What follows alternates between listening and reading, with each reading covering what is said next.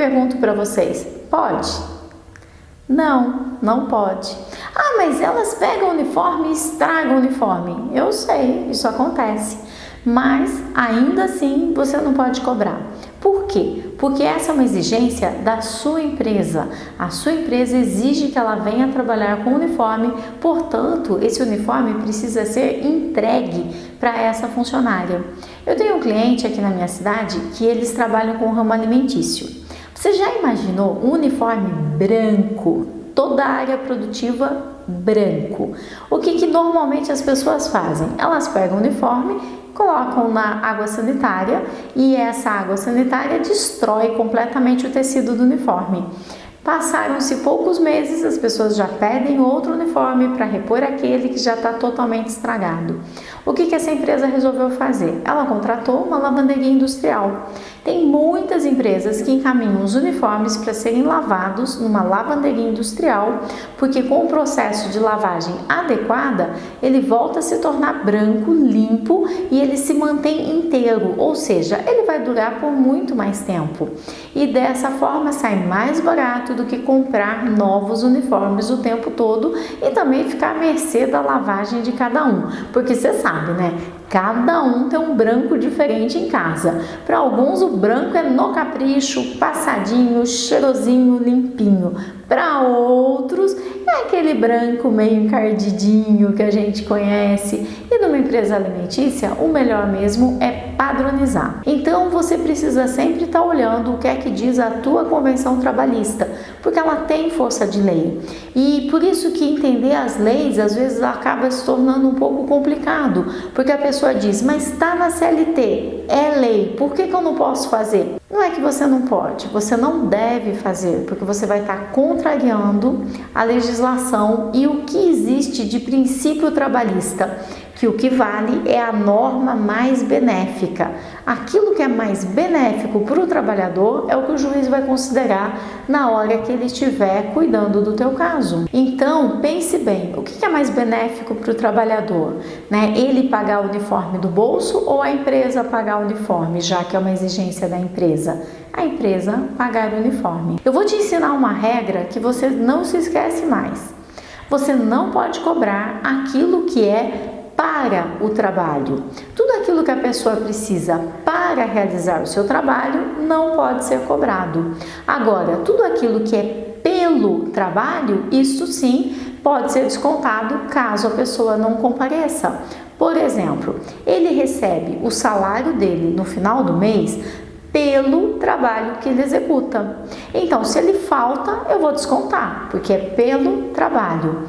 Se ele, por exemplo, chega atrasado, eu vou descontar, porque ele não está trabalhando, eu contratei ele para que ele possa executar suas funções, trabalhar 220 horas mensais, e quando ele falta, eu posso descontar, de acordo com a convenção que cada empresa apresenta, o DSR.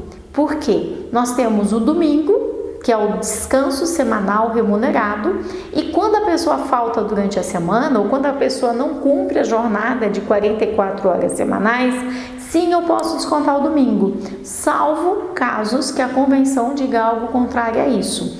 Porque a legislação, a CLT, ela diz que sim, que você pode descontar o domingo. Mas eu já vi convenções que dizem que você pode descontar 1/4 do domingo, 1/8 do domingo, o proporcional à quantidade de horas que a pessoa faltou. Então, você precisa sempre estar olhando. Então, pense bem, o que é mais benéfico para o trabalhador? Né? Ele pagar o uniforme do bolso ou a empresa pagar o uniforme, já que é uma exigência da empresa? A empresa pagar o uniforme. E para a gente saber o que eu posso cobrar e o que eu não posso cobrar, a regra é simples. É pelo trabalho ou é para o trabalho?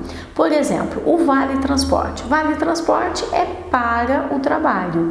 Ele precisa do Vale Transporte para que ele possa ir trabalhar.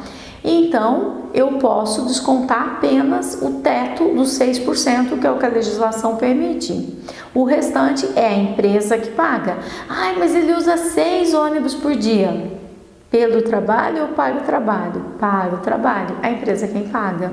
A refeição do funcionário. Eu posso descontar a refeição? Mesmo caso, você precisa seguir o que diz a legislação. Alguns casos vão exigir a entrega do cartão alimentação.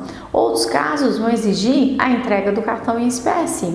Ou seja, espécie que eu digo dinheiro. Você pode colocar dinheiro no holerite da pessoa a título de almoço, mas isso somente se a sua convenção permitir. E existem alguns casos que não existe nenhum restaurante próximo e a empresa precisa fornecer a refeição, porque onde é que essa pessoa vai comer?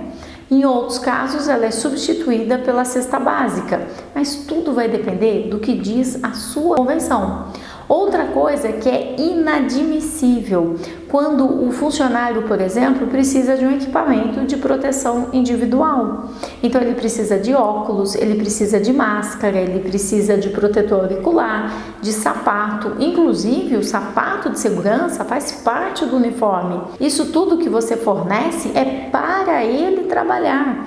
Ele precisa estar trabalhando com o sapato com uma densidade específica, que quem determina isso, né, é o técnico de segurança. É muito importante que o PPRA, o PCMSO tenha sido feito, tenha sido elaborado pela empresa que te presta serviços na área de segurança. Fica de olho, pede isso para eles e eles vão te dizer exatamente tudo o que esse funcionário precisa de equipamento de proteção e você não vai poder descontar.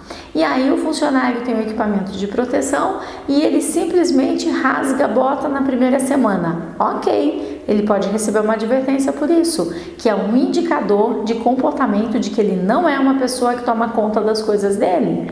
Mas ainda assim você vai ter que fornecer outra bota. E ainda assim você não vai poder cobrar essa bota do funcionário. Então fique muito atento, tudo aquilo que é para o trabalho ser realizado, você não vai poder cobrar do funcionário.